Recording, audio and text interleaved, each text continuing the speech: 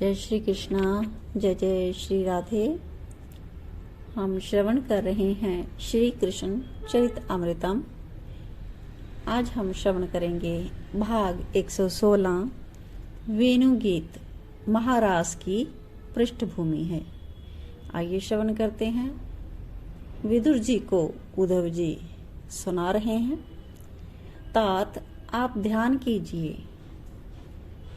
विदुर जी ने तुरंत अपने नेत्रों को बंद कर लिया था।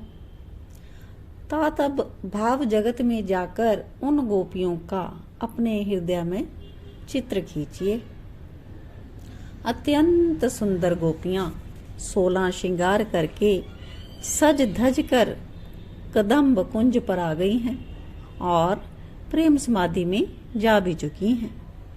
चंद्रावली की भाव अवस्था भंग हुई है, क्योंकि कमल की तीव्र सुगंध ने चंद्रावली को जगा दिया और ये सुगंध जानी पहचानी थी। ओहो, तो श्री राधा आई हैं, ये कहते हुए मुंह बना लिया चंद्रावली ने, क्योंकि प्रेम में ईर्ष्या भी धन्य हो जाता है। श्री राधा रानी अपनी समस्त सखियों के साथ आज आ गई थी और तभी श्याम सुंदर की बांसुरी बज उठी। अब श्री राधा भी वहीं कहीं स्थिर हो गई। तमाल का कुंज था, तमाल का घना कुंज, उसमें ही श्री राधा जी को बैठना पड़ा। आगे चल ही न पाई। इनके भी नेत्र बंद हो गए।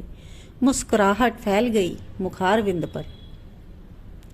सखियों, संसार में एक से एक वस्तु है जिन्हें हमारे नेत्र देखते रहते हैं, पर देखना तो वही सार्थक है जो इस विश्व विमोहन श्याम सुंदर को देखे। आहा!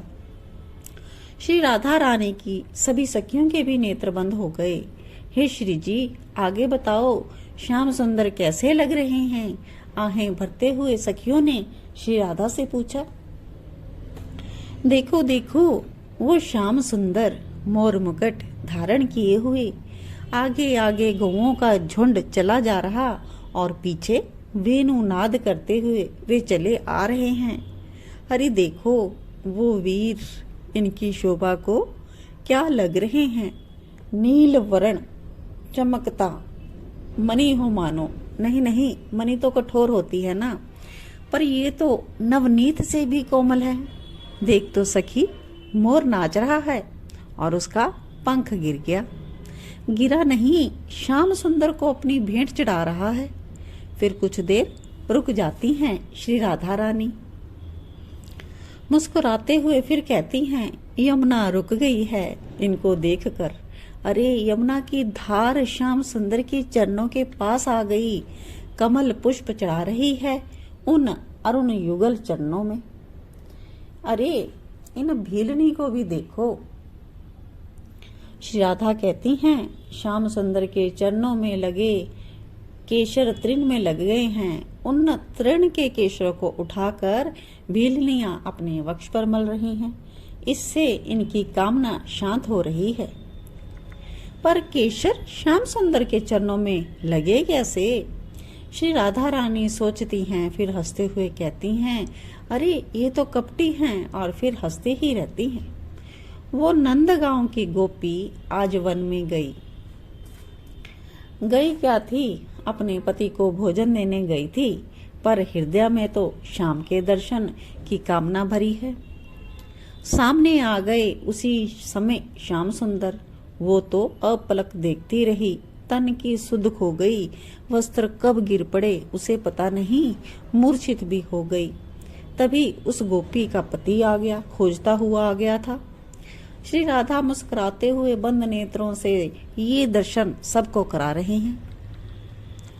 श्याम सुंदर ने देखा, पति आ गया है, अब मुझे देखेगा तो इस बिचारी को घर जाकर डांटेगा। श्याम सुंदर भागे।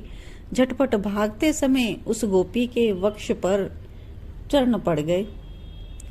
गोपी ने केशर लगा रखा था वक्ष में, वो केशर चरणों में लग गया। तृण में वो केशर लग गए। तृण का केशर अब ये भीलनियां हाथों में लेकर अपने वक्ष पर मल रही हैं। ओहो! और ये सब सुनाते हुए मुस्कुरा रही हैं राधा रानी और बोली, आकाश की इन अप्सराओं को तो देखो, श्याम सुंदर की मोहनी मूरत को देखकर कैसे बावरी हो गई हैं। चोटी ढीली हो रही है प्रेम की अधिकता के कारण, और उसमें लगे नंदनवन के पुष्प झर रहे हैं। कहाँ पर, सीधे श्याम सुंदर के ऊपर ही झर रहे हैं। मुखमंडल लाल हो उठा श्री राधा रानी का। वो शर्मा गई और फिर संभल कर बोली, सखी दाऊ भैया साथ में हैं, वो भी बहुत अच्छे लग रहे हैं। ललिता ने पूछा, हे श्री राधा, ये बीच में दाऊ भैया कहाँ से आ गए? फिर श्री राधा रानी चुप हो गई। प्रेम की बड़ी अटपटी चाल होती है, कुछ गोप्य रखना हो तो फिर किसी और बात की ओर चली जाती हैं। भाव को छिपाना भी है और बताना भी है। ये दोनों प्रेम गली में साथ साथ चलते हैं। तभी श्याम सुंदर ने बांसुरी बजा दी। प्रेम अब चरम पर पहुंच चुका था। यही तो महारास की पृष्ठभूमि है। उद्धव ने भाव में डूबकर कहा। शेष चरित्र कल। जय राधे जया राधे राधे, जय राधे जया श्री राधे। जय कृष्णा जया कृष्णा कृष्णा, जय कृष्णा प्यारो श्री कृष्णा।